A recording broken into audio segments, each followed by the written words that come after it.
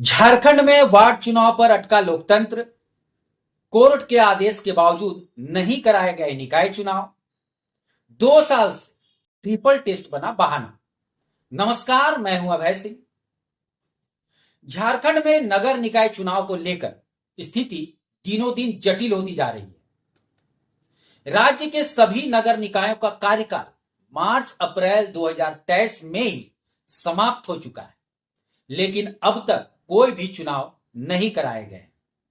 यह स्थिति संविधान के 74वें संशोधन, झारखंड नगर निगम अधिनियम और झारखंड हाई कोर्ट के स्पष्ट निर्देशों की खुली अवहेलना मानी जा रही है।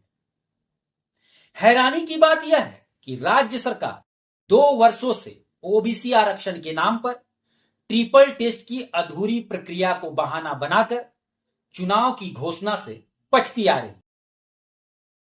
राज्य सरकार को झारखंड हाई कोर्ट ने 4 जनवरी 2024 को 3 सप्ताह के भीतर निकाय चुनाव कराने का निर्देश दिया था। इस आदेश की अवहेलना के बाद कोर्ट ने 16 जनवरी 2025 को सरकार को 4 महीने के भीतर चुनाव कराने की अंतिम चेतावनी भी दी थी। बावजूद इसके न कोई अधिसूचना जारी की गई, न ही कोई चुनावी तैयारी हुई। अब कोर्ट का भी सब्र जवाब दे चुका है। 18 जुलाई 2025 को अदालत ने मुख्य सचिव को व्यक्तिगत रूप से 25 जुलाई को पेश होने का नोटिस जारी किया है। अदालत ने यह टिप्पणी की कि यह लोकतंत्र और संविधान के शासन का गला घोटने जैसा है। क्यों जरूरी है वार्ड चुनाव? नगर निकाय चुनाव केवल सत्ता हस्तांतरण की प्रक्रिया नहीं, बल्कि लोकतंत्र की नींव है।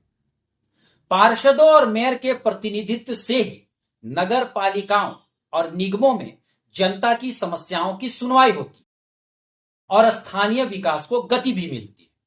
हजारीबाग, रांची, बोकारो, जमशेदपुर, धनबाद जैसे प्रमुख शहरों में लगभग 1.5 साल से निर्वाचित प्रतिनिधि नहीं है। अफसरशाही के बल पर नगर निकाय चल रहे हैं, जिससे जनहित की योजनाएं प्रभावित हो रही। वार्ड की जनता पानी, सड़क, सफाई, नालियों की समस्या को लेकर भटक रही है, लेकिन कोई जवाबदेह प्रतिनिधि नहीं है। संवैधानिक प्रावधानों के अनुसार हर नगर निकाय में 5 साल के भीतर चुनाव अनिवार्य है।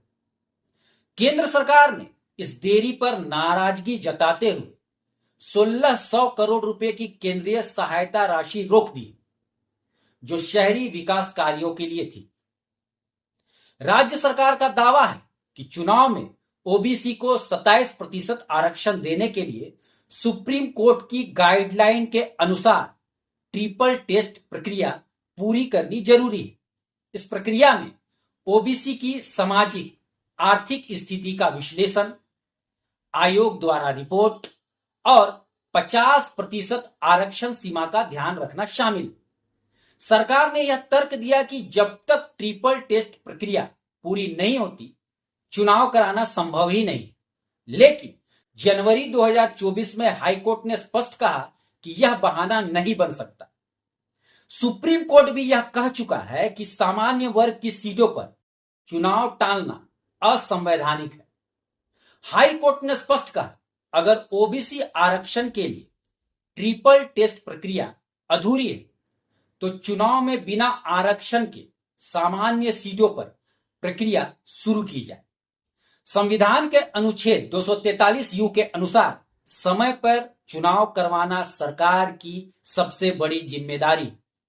राज्य सरकार की तरफ से बताया गया कि 24 में से 21 जिलों में ओबीसी सर्वे पूरा हो गया है, लेकिन आयोग के अध्यक्ष की नियुक्ति नहीं हो सकी। इसकी वजह से रिपोर्ट अंतिम नहीं हो पाई। आयोग के गठन में देरी, डेटा विश्लेषण की गति और कार्य प्रणाली पर हाईकोर्ट ने सख्त टिप्पणी करते हुए इसे सरकारी लापरवाही बताया है। दरअसल यह पूरी प्रक्रिया जनवरी 2023 में शुरू हुई थी और अब तक 2 साल से अधिक समय बीत चुका है। हाईकोर्ट ने यह भी कहा कि यदि हर निर्णय को इतनी देरी से लिया जाएगा तो लोकतंत्र केवल किताबों में रह जाएगा। इधर राजनीतिक विश्लेषकों का मानना है कि सरकार जानबूझकर चुनाव टाल रही है। नगरीय निकायों में ओबीसी आरक्षण का मुद्दा एक बड़ा वोट बैंक साधने का माध्यम बन गया है, लेकिन इसका नुकसान आम जनता को हो रहा है, जो स्थानीय मुद्दों पर सुनवाई के लिए निर्वाचित प्रतिनिधियों से वंचित हो चुकी है। हाई कोर्ट ने साफ कहा कि चुनाव टालने का हर बहाना असंवैधानिक है और अगर सरकार संवैधानिक प्रक्रिया का पालन नहीं कर सकती तो न्यायपालिका को हस्तक्षेप करना पड़ेगा। अब सबकी निगाहें 25 जुलाई 2025 को होने वाली सुनवाई पर टिकी है, जब मुख्य सचिव को व्यक्तिगत रूप से अदालत के समक्ष पेश होना है। संभव है कि कोर्ट इस बार कोई सख्त फैसला सुनाए।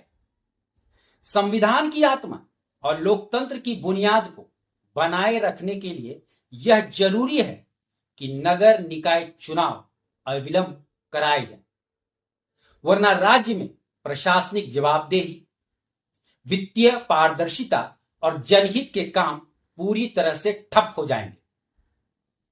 आज के लिए इतना ही। धन्यवाद।